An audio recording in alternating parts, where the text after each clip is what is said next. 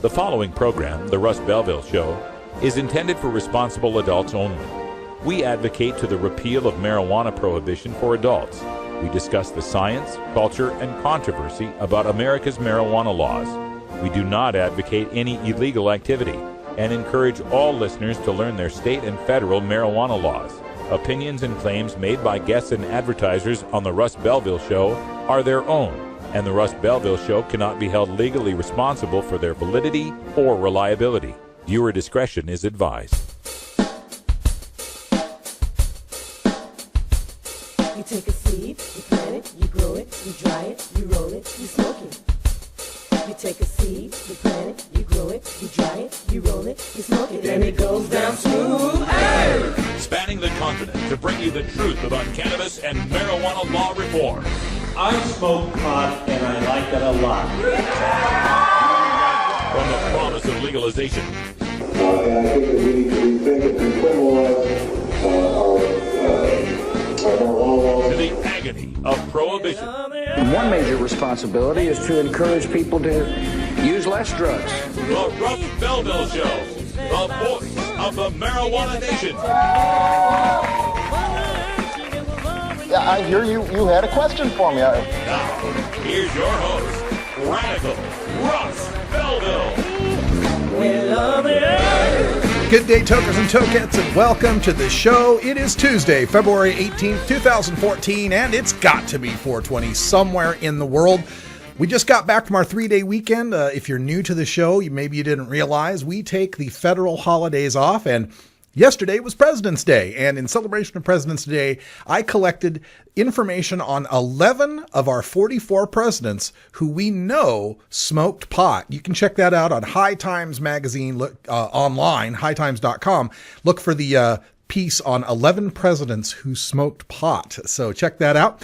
And I hope you had a good 3-day weekend. We're back with plenty of news, interviews, information, and more for the cannabis community, including today, we're going to take a look at our Reformers Reader segment, and we're going to be covering a new book written by Barry Lyons. It's entitled Letter to a Prohibitionist. We'll have Barry on at past to discuss this book, Letter to a Prohibitionist. It's got some great reviews, including Jeffrey Myron from Harvard University, who said it was quite a good read. So check that out at past with author Barry Lyons. Then at 45 past, we'll have time for a good old-fashioned radical rant. There was an excellent piece on NBC News that chronicled Project Sam. It was entitled, is about Patrick Kennedy's anti-pot crusade, and it was entitled Treatment or Jail. Couldn't have summed it up better, but I'm going to take a deeper look at some of the quotes from Kennedy and Kevin Sabet that just left me speechless. Your blood will be boiling when you hear about today's radical rant.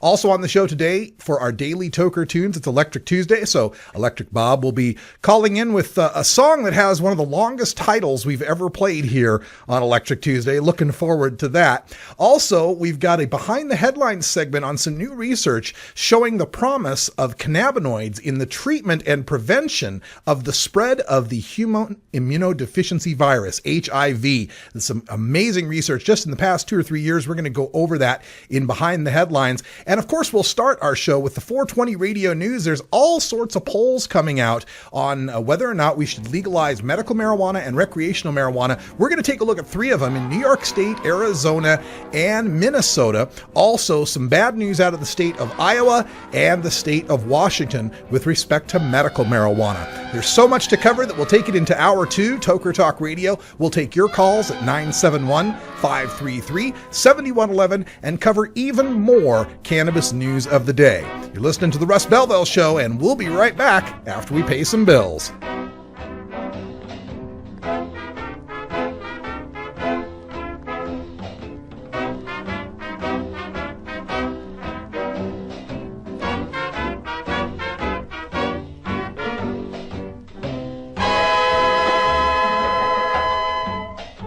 The Russ Belville Show is blogging and podcasting daily at radicalruss.com.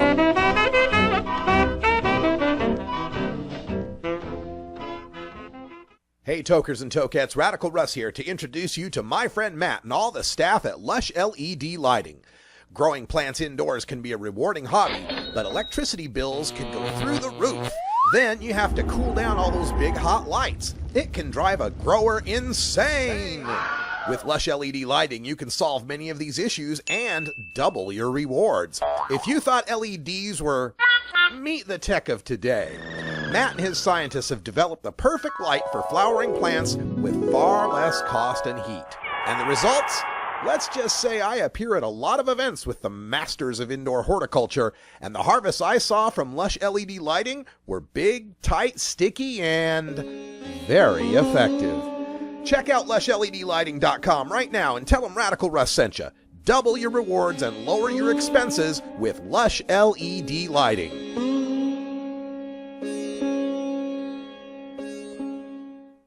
You can get 420 Radio on the go with the Ustream video app for Android and iPhone. Go to rad-r.us/420Ustream or just click the Ustream app icon for Android or iPhone below the live radio feed at 420radio.org. I'm Radical Russ Belville, and I want to thank you for listening to 420 Radio. We couldn't survive without you and our sponsors, and I'd like you to check out one of our prime sponsors, the National Cannabis Coalition. I've been working with NCC since June of 2012, and I'm proud to be part of the team they have assembled. National Cannabis Coalition is building the partnerships with reformers, lawmakers, and industry we need to be successful.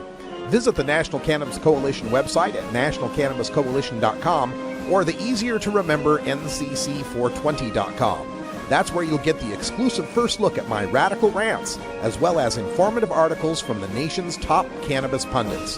Visit ncc420.com today, and if you have your phone handy, text Russ to 420-420 to support NCC and 420 Radio. It's a free text message that helps us help you end adult marijuana prohibition. Learn more at ncc420.com, and thanks for supporting independent marijuana legalization public radio.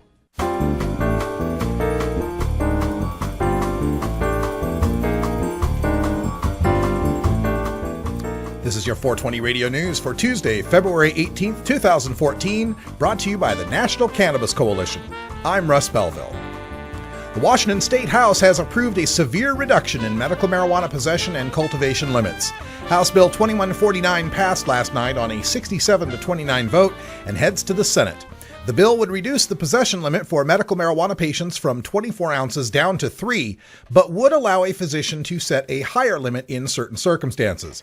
The bill reduces the cultivation limit for patients from 15 plants down to 6. The bill also eliminates the collective gardens of up to 10 patients that can cultivate 45 plants and establishes a mandatory state patient registry. The bill comes in response to federal guidelines concerning the operation of the recreational marijuana industry created by Initiative 502. Regulators feared the widely unregulated medical marijuana industry would threaten the viability of the strictly regulated recreational industry, which is also subject to 25% taxation at the production, wholesale, and retail levels, in addition to state and local taxes. New York State voters overwhelmingly support medical marijuana and a majority favor legalization. That's the result from a new Quinnipiac University poll of New York voters that found 88% support for medical marijuana and 57% support for recreational marijuana legalization. While medical marijuana is a slam dunk among all demographics, recreational legalization support still lags among women, Republicans, and the elderly. Men support legalization at 63%, while women are a bare majority at 51%, a 12-point gender gap. Only 39% of Republicans and 38% of those age 65 and older support legalization. In other questions, the poll found that 81% of the people agree with the president's statement that, quote, marijuana is no more harmful than alcohol, end quote, with 36% saying marijuana is less harmful and 45% saying it is equally harmful as alcohol. A majority, 52%, now disagree that marijuana is a gateway drug leading to the use of other harder drugs. People under age 30 know those two facts well, as 70% say marijuana is safer than alcohol and 68% don't believe the gateway theory. Arizona voters may be ready to legalize recreational marijuana. A slim majority of 51% say they'd support legalization, according to a new Behavior Research Center poll, compared to 41% who were opposed. The support breaks at age 55, with less than 40% of people that age or older favoring legalization. Among people under age 35, supporters outnumber foes by a 2-to-1 margin. This February poll is almost a perfect reverse of the January poll by Scutari and CSLAC Public Relations that found 51% opposed to legalization and 43% in favor. Arizona legalized medical marijuana in 2010 by the slimmest margin ever. Just 50.13% of voters approved their medical initiative. This time around, warns Maricopa County District Attorney Bill Montgomery, quote, "We will not get caught flat-footed and late to the issue again," end quote. Montgomery also promised to work to, quote, "counter the misinformation relied upon by the Marijuana Policy Project to mislead the public about the nature and impact of drug legalization," end quote. Minnesotans aren't quite ready to legalize recreational marijuana use, but are beginning to warm up to medical marijuana. A new Star Tribune poll finds that 51% of Minnesota voters support medical marijuana legislation, with 41% opposed. Only people over age 65 don't support medical marijuana in the land of 10,000 lakes. However, 63% of Minnesotans oppose legalizing marijuana for recreational purposes, as Colorado and Washington have done, with only 30% in favor. Even among young people aged 18 to 34, a plurality of 49% oppose marijuana legalization. Surprisingly, only 26% of Minnesotans admit to having tried marijuana, compared to the 43% nationwide who admit past pot use, which seems to make a huge difference in marijuana support. Among those who have tried marijuana, 76% support medical marijuana legalization and 61% support recreational legalization. A medical marijuana bill was both introduced and killed today in the Iowa legislature. Senate File 2215 by Senator Joe Bolcom was introduced today but failed to gather any bipartisan support, as no Republicans stepped up to support the bill. The bill was referred to the Human Resources Committee for assignment, but Senator Bolcom confirmed it's dead on arrival. Advocates for the bill who had gathered at a news conference expressed their disappointment.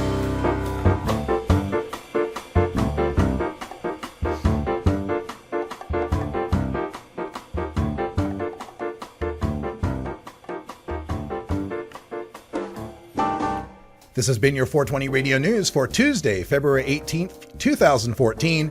I'm Russ Belville.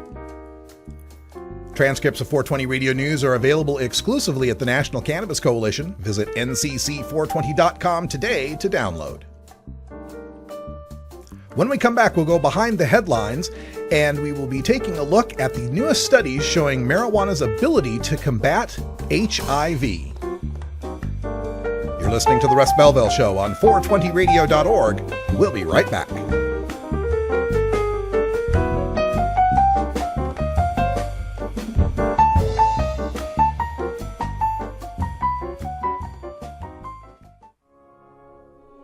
The law offices of Omar Figueroa would like to remind you to stand up for your rights. Please do not give up your precious liberties. There's nothing wrong with standing up for our constitutional rights, and in fact, it's the best way to honor the Constitution that recognizes our natural rights. Treat law enforcement with respect and respect the Constitution by standing up for your rights.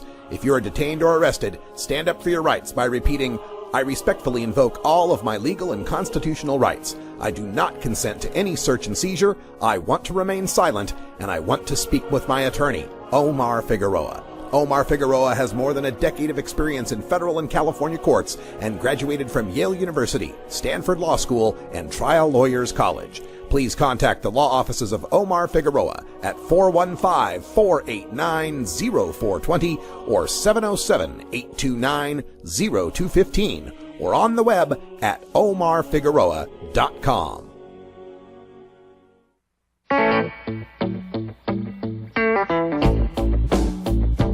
I'm a reefer smoking man. Wood Pipe Smoke Shop and Speakeasy is your source for cannabis community gear in southern Wisconsin.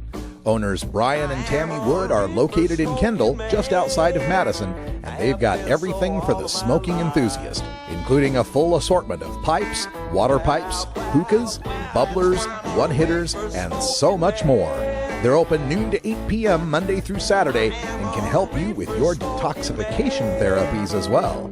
Call 608-466-7473 or email woodpipes@yahoo.com for more information. That's 608-466-7473 or email woodpipes@yahoo.com. And as always, go Pack Go. Smoking man. Connect with 420radio.org through social media, on Twitter at 420radio.org, and our Facebook page at 420radio.org. Follow us and like us today. You'll be glad you did. Welcome back, everyone. Time for us to go behind the headlines, and there's a great headline on thinkprogress.org. Marijuana may help stop the spread of HIV, but we probably can't test the theory. And of course, this is referring to the fact that marijuana is a Schedule I drug, and because of that, it's damn near impossible to get any scientific or medical study on cannabis unless your goal is to find out how bad it is for people. In this Think Progress piece, they note the fact that there's new research suggesting that THC helps prevent the spread of the HIV virus throughout the body. Now, it's not a vaccine. It's not going to prevent you from getting HIV. They're just saying if you get HIV, it could help slow down the spread of it through your body. And they've known this from as far back as 2011 when they first presented some of these groundbreaking findings. They're down at Louisiana State University. They're led by a researcher named Dr. Patricia Molina, and they use the simian immunodeficiency virus, which is SIV. It's basically the monkey version of HIV. And they administered a daily dose of cannabis to these primates for 17 months and saw a dramatic decrease in the damage to the monkey's stomach tissue, as well as an increased population of normal cells around that damaged tissue. Now, the stomach is one of the most common areas where HIV is spread once you've gotten it. So if we have something that can help reduce the spread of HIV through the stomach, that's going to go a long way toward helping people who are infected with HIV and preventing that from spreading throughout the body and becoming full-blown AIDS. A lot of people don't understand they're two separate things. HIV is a virus that you catch, and then if you have that virus, then you may develop AIDS, acquired immune deficiency syndrome. Not everybody that gets HIV develops AIDS, and if this research could lead to, preventing the spread of HIV, fewer people may develop full-blown AIDS. And this isn't the first study that's shown this, right? They go back to 2012. They found that cannabis helps fight the HIV virus in patients that are already in advanced stages of AIDS. So even if they've gone to the full-blown AIDS, THC could possibly help people. And just last year, a researcher in Philadelphia found evidence that THC helps to suppress infected cells, HIV-infected cells, from entering the brain and could help prevent and protect the brain from this toxic protein that's created by the HIV virus that leads to secondary brain injuries. I mean, they're finding all sorts of different ways that THC can help people with AIDS, help people with HIV. There's about 1.1 million people in this country who are living with HIV, but because cannabis is Schedule I, we're not going to be able to test it on them. We're not going to be able to start any, clinical trials, experimental trials, where these people could try THC and we could test and determine whether or not it's helping them. Now, instead, they've got to take all of these pharmaceutical drugs, their cocktail of HIV, immunosuppressants and so forth to be able to deal with their situation when we have this natural plant-based medication that might provide the greatest hope of all. And it's such a shame because, medical marijuana only exists because of HIV and AIDS and in its history. We've got the original glaucoma sufferer, Robert Randall, who sued to be able to use medical marijuana back in 1978. But what really, really led the development of the medical marijuana communities in Northern California, and particularly the Bay Area, was the use of medical marijuana to help people that were suffering from HIV and AIDS, to help them get their appetites back, to help them deal with the nausea from their drugs. Little did we know back then that we were also helping them to stop the spread of HIV and maybe helping them to live a longer life through the use of THC. And it was when all of these medical marijuana patients applied to the federal government to try to get onto that same program that Robert Randall got onto for his glaucoma, that's when George H.W. Bush in 1992 shut down any new entries to the Compassionate Investigative New Drug Program, essentially condemning these AIDS patients to have to use marijuana as criminals until California could pass its Compassionate Use Act in 1996. Yes, the history of medical marijuana and HIV/AIDS are inextricably linked. And this research goes to show that those people, Dennis Perone and Brownie Mary and all those people fighting in Northern California for the AIDS patients, were right all along. It's just so frustrating that we could have a system and a situation where there's a promising new drug for one of the new diseases in the world, and we're forbidden from trying it because some teenager might get high on a joint somewhere. New drug. All right, we'll be right back. When we come back, we're going to have our Electric Tuesday Daily Toker Tunes, Electric Bob calling in. And then at 1:30, Barry Lyons in our Reformers Reader. He would send you South Carolina, then you know you're talking to that reefer man.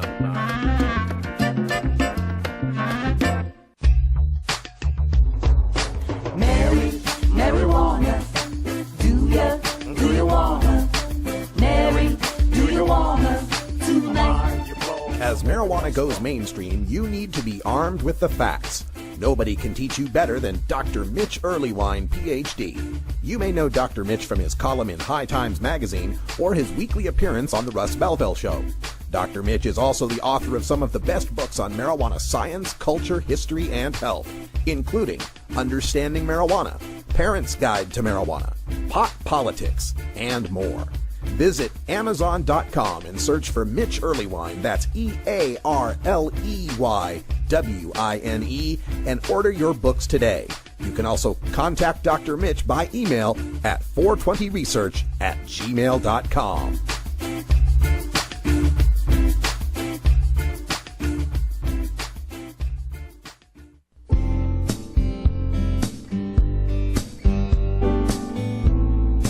Support the Russ Belville Show. Text the word Russ to 420-420 and connect with the National Cannabis Coalition.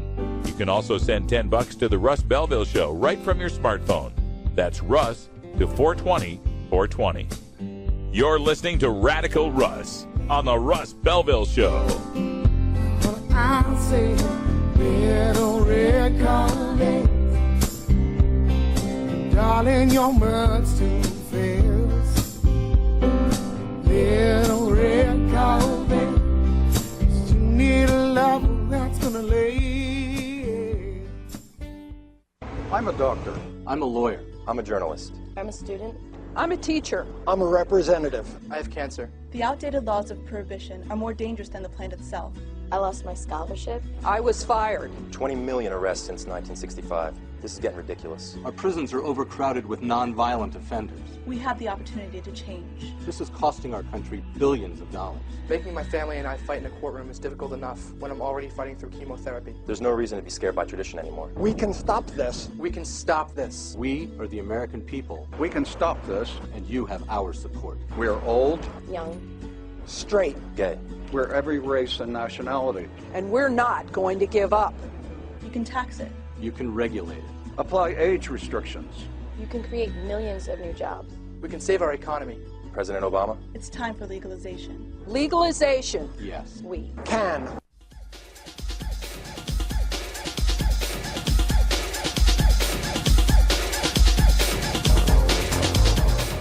Everyone knows music and marijuana go together, so let's wind up our 20 after break with the Russ Belville Show's Daily Toker Tunes, the best in pod-safe 420 music from around the web. Today is Electric Tuesday, featuring the latest in electronic dance music and other cutting-edge genres. Now, sit back and enjoy your Daily Toker Tune. All right, welcome back, everybody. 24 after the hour, and we got Electric Bob calling up from Arizona. How you doing, Bob? I'm doing great, Russ. How you doing? Oh, good. Glad to hear from you. And we had some news from Arizona today on those polls. What did you think about that? It's good. I would love to see the state legalize where We have to. California is right next to us. Colorado is right next to us. It just makes sense. Yeah, absolutely. And it'd be nice to just have the entire West Coast and all of the Western states flip over by 2016. We'll do our best to make that happen. Electric Bob's also the host of our Electric Bob's Boogaloo show with new episodes on Wednesdays at late night, 10 p.m. Pacific, 1 a.m. Eastern. What do we got coming up this week? I got a French house mix. This is actually what this song is. It's The Phantom's Revenge. He's a DJ producer out of I forget which city in France, but he's out of France. Same as Daft Punk. They're from France. They do like house electro type of stuff. And this is some new stuff that's been coming out of there. That's he uses like a lot of old disco records and soul records and R&B records, and he samples from old movies and stuff like that. All right. Well, the title here. What is it? McClane is forced to crawl through yet another ventilation system. I suppose he's referring to, of course, John McClane from the Die Hard movies, right? Yes, actually, there's a clip in the beginning of the song where you hear Bruce Willis playing McClane. Just he samples from that movie. All right, I love it. And this is a French DJ. You're telling us, right? Yeah, he's out of France. I think he's my age, 25 or 26. Wow. All right. Little international music then. Let's get to it. This is The Phantom's Revenge with McClane is forced to crawl through yet another ventilation system. Look at the same shit happen to the same guy twice.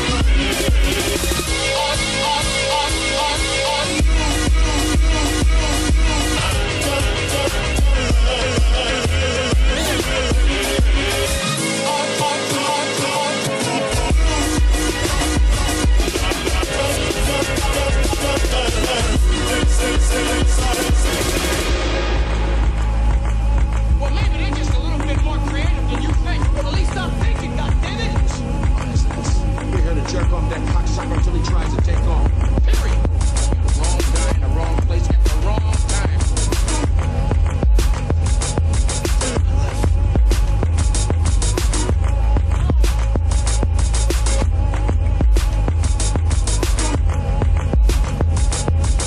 Man, I can't fucking believe this.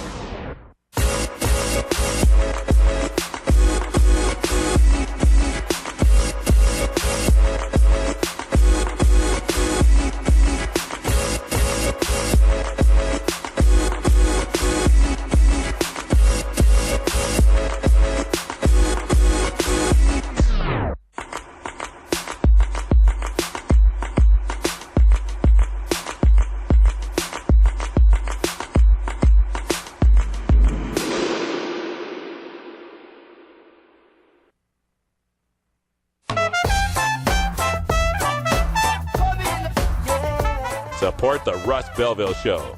Text the word Russ to 420-420 and connect with the National Cannabis Coalition. You can also send $10 to the Russ Belville Show right from your smartphone. That's Russ to 420-420. In the afternoon, if I'm home, I smoke marijuana. You're listening to Radical Russ on the Russ Belville Show. Marijuana, yeah, yeah. I got my ganja. Are you or is someone you know a marijuana smoker? Have you or is someone in your family been arrested for a marijuana violation? You need to know the truth about pot. NORML, the National Organization for the Reform of Marijuana Laws, is the most comprehensive source of information regarding marijuana and its effects on health, as well as legal issues. NORML even offers a database of lawyers specializing in cannabis in your area. NORML, the nation's largest and most successful marijuana law reform organization, has spent decades gathering the knowledge and science on everything related to cannabis. NORML is the best resource to find out the truth about marijuana, connect with a lawyer in your area, or help find an end to prohibition. Information is available at norml.org, that's NORML.org, or toll free at 888-67-NORML. Got a comment, question, complaint, or request for 420radio.org? Visit our contact page at 420radio.org/contact today.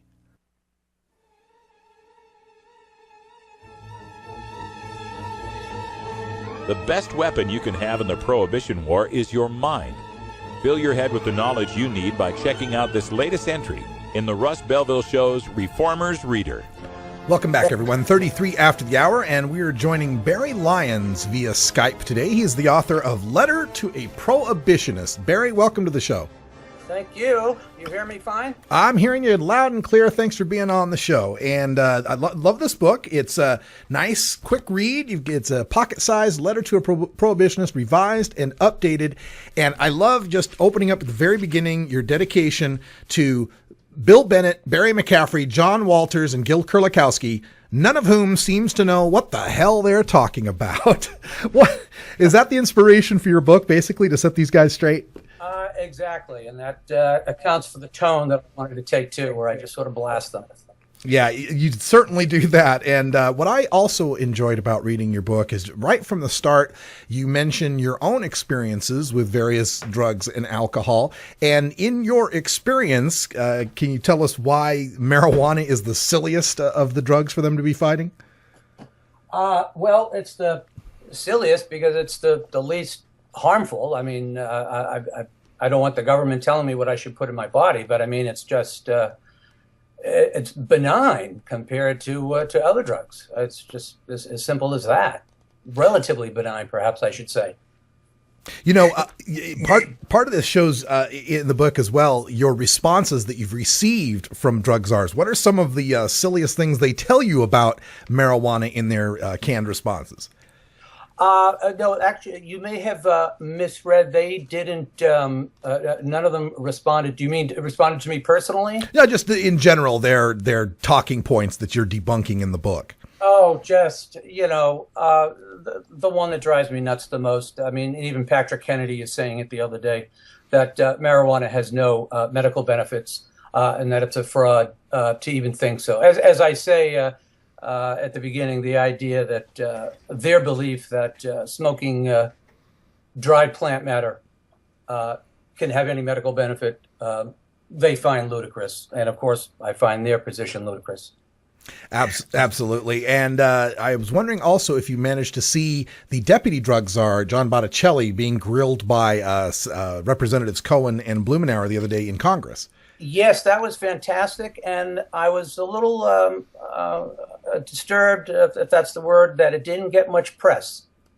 I think the Huffington Post had something. You've talked about it, a couple of other places. But I was just surprised. It seemed to be underplayed. And Cohen really grilled him remarkably well. I thought that was pretty good. It was a joy to watch, and it's really great to hear U.S. congressmen using some of the same lines and research that people like you and I have been spouting for 10 years now. Right. Yep. And waiting for things to penetrate. Absolutely. And I believe they're beginning to penetrate. In the news today, we covered a Quinnipiac poll coming out of New York State that showed 88% support for medical marijuana and something like 81% of the people believing that marijuana is not a gateway drug, and somewhere around 3 out of 4 of them thinking it's no more harmful than alcohol. What do you think it's going to take to spread that kind of thinking beyond New York and into some of the heartland states like, say, Minnesota or Iowa, where those aren't the common beliefs? No, they aren't the common beliefs. I think, first of all, we just need to highlight more people who have used marijuana to, no ill effect. People who use it medicinally, and if we could get a bunch of Carl Sagans to check them out, and get Richard Branson. We need Richard Branson to be more forthright. We need more people speaking forthright about their personal use. So you think that's a major reason for the change in American attitudes, is seeing people like Barack Obama become president or Michael Phelps win 20 gold medals? Sure, that's a factor. I mean, it all really began in '96 in California, as you know, and of course, we're waiting for those reports about all the stoned drivers causing mayhem in California. I'm still waiting for these pieces. Well, that seems to be a new avenue of attack from the Prohibitionists. We're hearing them responding to studies showing a tripling in marijuana being found in the blood of fatality drivers. So in your book, Letter to a Prohibitionist, are you covering some of those driving statistics and some of those scares about driving? Oh yeah, absolutely. And I hit the point that you have hit many times. Which is that the presence of metabolites is not an indication that you are impaired.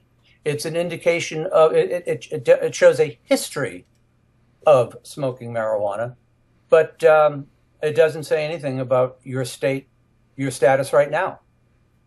That's absolutely correct. Letter to a Prohibitionist is the book, and looking through the book, it's well cited as well. When you look in the back of the book, you're going to find all the footnotes from all the different pages and a great list of hyperlinks in here to give you that information you need to fight these prohibitionists. I would recommend this as a great tome for you to get your basic education on how to write, letters to the editor, how to respond to your elected officials when they say something dumb about marijuana and its legalization. And we're speaking to Barry Lyons, who is the author of the book. And how has the book sales been going for you? Have you been promoting it at events and such? The book sales have been okay. Not as strong as I would like, but I think it also has something to do with this genre of war on drug books, which sometimes can be a pretty difficult sell with the mainstream public. Yeah, I think more of them are starting to come around, and especially when they see more of these highlights of people like Botticelli and the DEA administrator Lenhart being unable to answer simple questions like, is methamphetamine more dangerous than marijuana? Is heroin more dangerous? Yeah, Leonhardt, it's just unbelievable. I mean, these people are really pros about dodging the obvious question. can you put marijuana on the same level as heroin? And they will not answer. Yeah, it's just remarkable. And I was reading some information, I believe it was in Forbes magazine or Forbes Online. Jacob Solomon was writing about the possibility of rescheduling for marijuana happening. And there's a new bill out as well. I believe it's Senator Cohen's bill, Unmuzzle the Drug Czar, which would take away the requirement that the drug czar opposes the legalization of all Schedule I drugs. Yeah. What do you think the chances are for these political changes, either rescheduling or unmuzzling the drug czar? The unmuzzling of the drug czar, this new development is fantastic. But it's a little disconcerting when you see the president recently mention that he wants to throw it to Congress about rescheduling. And as you know, he doesn't have to do that. He can do that. And I think it was Jake Tapper the other day, I forget who spoke to him about this. And I wish someone in the near future would be a little bit more pointed and say, Mr. President, you do know that you can reschedule marijuana. It doesn't have to be Congress. Yeah, somebody needs to present that to him directly, because given his statement that he believes marijuana is no more harmful than alcohol, then it's just cruel and unusual to sit there and not reschedule it if you have the power. Yeah. Now, yeah, go ahead. Oh, Barry, I was just going to say there's a new development, somewhat new development in our fighting for the legalization of marijuana, and that comes from last summer's Sanjay Gupta documentary on the high CBD oil treatments that has led some legislators to introduce bills that only legalize high CBD oil. What do you think of this new medical development, and how does it augur for future medical marijuana? I get mixed feelings. I mean, on the one hand, any new medical insights are great, but I don't want to see marijuana as cannabis as the plant scapegoated, because we need the pharmaceutical companies to come in and develop synthetic or quasi-synthetic medicines.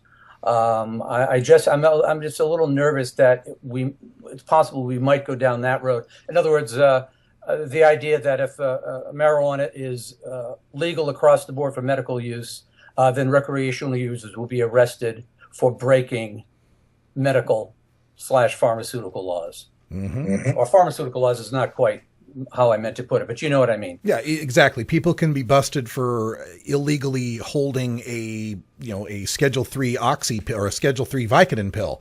Vicodin's perfectly legal if you got a prescription, but if you don't, well, there's some serious penalties. Yeah. Well, the thing is that you cannot prescribe cannabis. You can recommend it. You can't prescribe a plant that grows wild in nature. So they're always going to be coming up against that.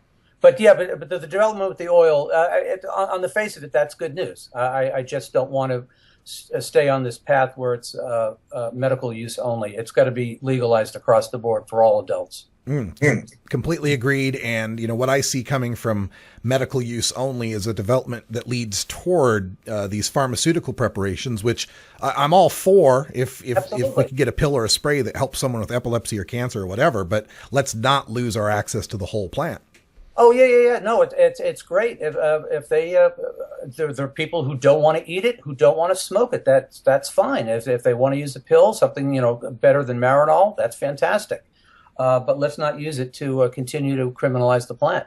Yeah, folks, Letter to a Prohibitionist is the book, and as far as tearing down all of the rhetoric and the talking points that you hear from the Drug Czar's office, the DEA, NIDA, this is a great tome for you to get that. All sorts of links, hyperlinks, footnotes, reference information in the back, give you all the information you need to make the best letter to the editor or presentation or whatever you need to do. Barry Lyons is the author. And Barry, do you have a website or Facebook where people can get a hold of you, maybe get a hold of the book? You can get it at Amazon, and you can reach me through Twitter at Lyons NYC, Lyons NYC.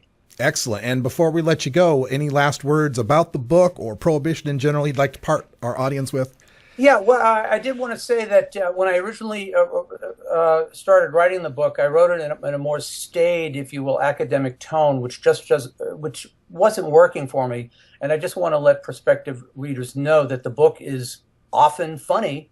I think of it as a cross between, Bill Maher and Sam Harris. I wanted to write a very accessible, almost a beach read, if you will, something that doesn't hit you over the head with too much dry prose. And I think it's very enjoyable and frankly unique on that front.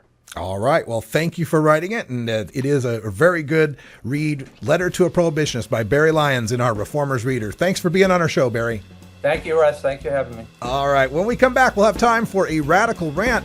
There's a story on NBC News, Treatment or Jail, and it pretty much sums up the kinder, gentler drug warriors of Project Sam. Incredible quotes by Patrick Kennedy and Kevin Sabet when we come back.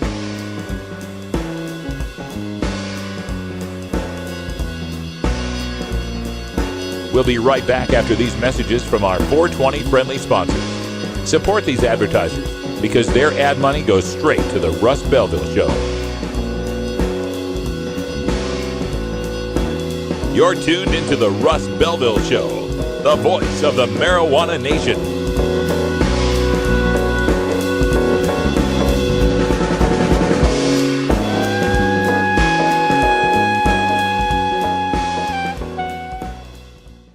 Ever wonder how often to change your bong water?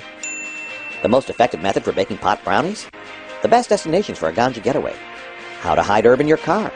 Whether to grow your own? How precisely to legalize it? Or how something as wonderful as marijuana ever got to be illegal in the first place?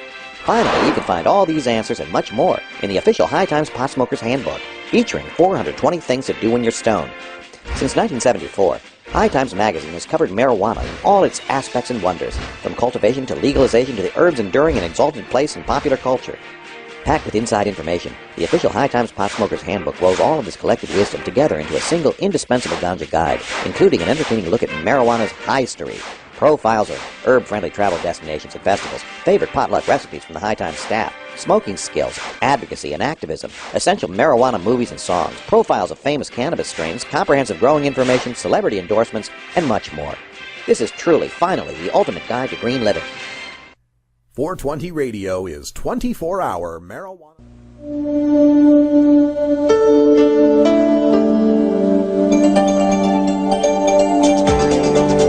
This is the brain activity of a normal 14-year-old.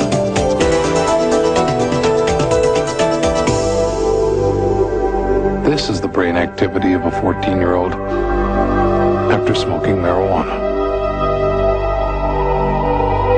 If you use pot, you're not using your brain.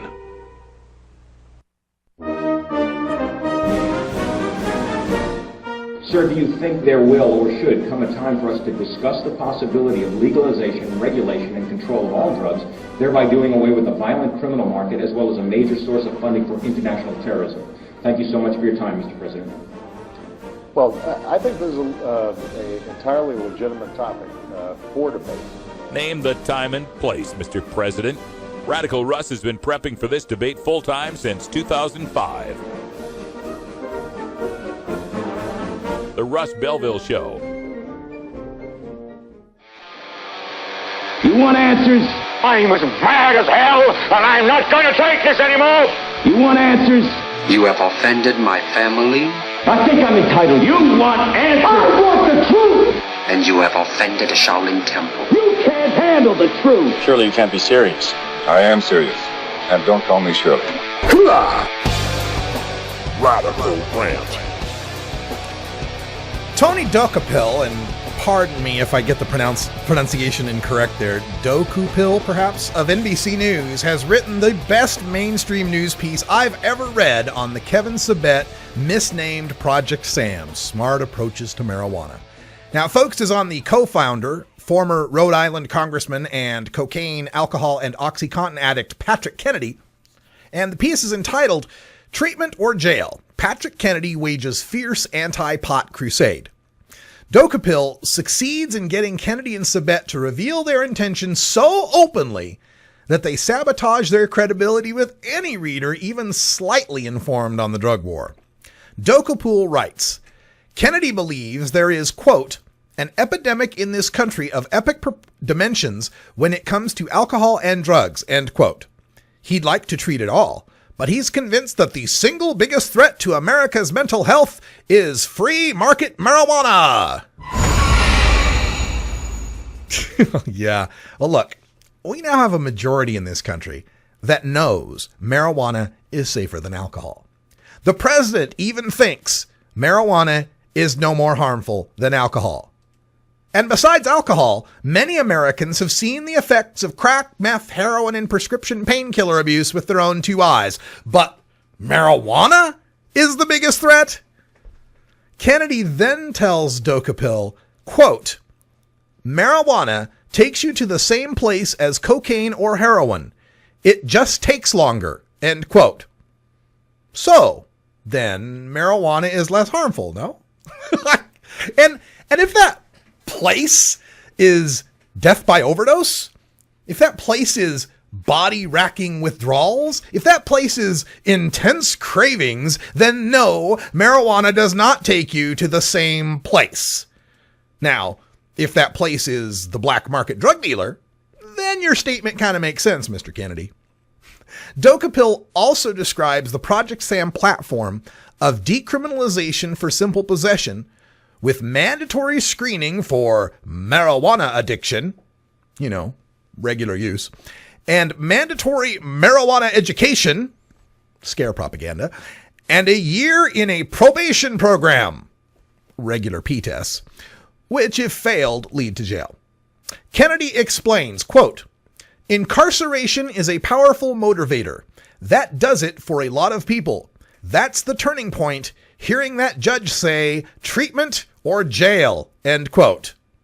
Well, yeah, remarkable how P-tests back with the threat of jail force pot smokers to quit. Why, it's almost as if that addiction is fairly easy to break, huh? And considering how many pot smokers there are, their ease at breaking their marijuana addiction must do wonders for the drug court and rehab success statistics when it comes time to apply for that next funding grant. But you know me, folks, I don't take anybody at their word on this stuff. I look shit up. So, in the government's treatment episode data set admissions for 2011, which is a database that represents all admissions to rehabs that receive public funds, and in some states, privately funded rehabs report to it as well. TEDS A, as it's called, tracked 1.8 million of the nation's 2.6 million people in drug rehab. Now, of those 1.8 million, 700,000 rehabbers had used marijuana, and 1.1 million rehabbers had not used marijuana. So, about 2/5 of all rehabbers had smoked pot. Now, that's of the TEDS A data. We don't know about the other 800,000 that are in the private data sector, but I have no reason to believe the numbers would be vastly different. So at least we're going to go with it. 2/5 of all rehabbers have smoked pot. Furthermore, 143,000 of those 700,000 marijuana rehabbers, about 1 out of 5 people in rehab for marijuana, only smoked pot. They weren't flagged for any other drugs or alcohol, just pot. And another 230,000 of them used marijuana and alcohol, but no other drugs. So that makes pot-only rehabbers about 8%, and pot and alcohol rehabbers about 21% of the total rehabbers. And when we look at those 8% who are the pot-only rehabbers, about 1/3 are weekend tokers, and over 1/3 didn't even smoke pot the month before rehab. That shows you just how darn addicted they were when they were sentenced. Now, here's a comparison of how they ended up in rehab. Criminal justice system referrals, like a drug court or a DUI that forces you into rehab. Well, 44% of the time you're there because of the criminal justice system if pot was one of your drugs, but only 28% of the time if pot was not one of your drugs. And if you only smoked pot, 53% of the referrals to rehab are from the criminal justice system. That's right, a majority of people in rehab for pot only were forced there by a drug court. But that's only 33%, 1/3, if you only used a drug or alcohol. Just one drug or alcohol. How about school, employer, and community referrals? right? Like your school, you fail a school drug test or you fail an employment drug test, community referrals, whatever. Well, it's an 18% if pot was one of your drugs, but 12% if pot was not one of your drugs. 25% of the time you're referred by your school, employer, or community if you only smoked pot, but only 11% if you used a drug or alcohol. How about healthcare providers? You know, you would think healthcare providers would know who are the people who are addicted that need treatment and who are the people that aren't addicted that don't need treatment. Well, in that case, only 13% of the time does a healthcare provider send a pot smoker to rehab, but 19% of the time if they're using alcohol or other drugs. If it's only pot, only 7% of the time does a healthcare provider send a person who uses only pot to rehab. 17% of the time if they're a drug or alcohol user. And then finally, self-referrals, which is like, I decided I had a problem, so I'm going to turn myself into rehab. 25% of the time if pot was one of your drugs, but 42% of the time if it was some other drug or alcohol. And 14% of the time if you only smoked pot, but 39% of the time if you only used a drug or alcohol. So let me summarize all these percentages I've been throwing at you. If you smoke pot, you're more likely to be forced into a rehab by a court than people who use drugs and alcohol, who are almost 3 times as likely to admit themselves to rehab than pot smokers. Employers, schools, and community are 3 times more likely to refer a pot smoker to rehab than medical professionals. And when marijuana is legal, rehabs lose almost 4 sentenced pot smokers for every 1 self-admitted pot smoker. So now you know who Patrick Kennedy is fighting his anti-pot crusade for, the drug testing and rehab industries. But folks, it gets worse. The article goes on and quotes Kevin Sabet. And I've been following Sabet since I debated him in 2012. And of course, the glaring flaw in their treatment or jail approach to marijuana, I mean, you know, aside from presuming any marijuana smoker caught by police is an addict in need of forced rehab, the glaring flaw is the lack of any policies to deal with the black market. Now, lately, Kevin Sabet has unveiled a new talking point to deal with that flaw. The black market just doesn't matter. Quote, I think Madison Avenue has proven that it can get around more rules and be more ruthless than any Mexican drug cartel, end quote, says Sabet, who explains that the black market is, quote, better than having Joe Pot heir to Joe Camel on a bus stop where I'm going to be hanging out with my kids before school, end quote. I'm almost speechless. Can any of you recall a single advertising agency in America that has ever tortured people with drills and bleach, beheaded them, and then dumped their heads and bodies on the freeway during morning rush hour? I mean, I know the guys on Mad Men make some hefty salaries, but I don't ever recall Don Draper dunking rival ad execs in vats of acid, bribing police and government officials, and decorating his bachelor pad with gold-plated AK-47 rifles, M60 machine guns, and a rare white tiger in a plexiglass cage. Oh, but you know, those are just dead Mexicans, you see. As Tony Docapil writes, quote, Sabet and Kennedy say the black market in marijuana is mostly nonviolent on the American side and will create fewer public health problems than allowing advertisers to flog for big marijuana. End quote. Oh.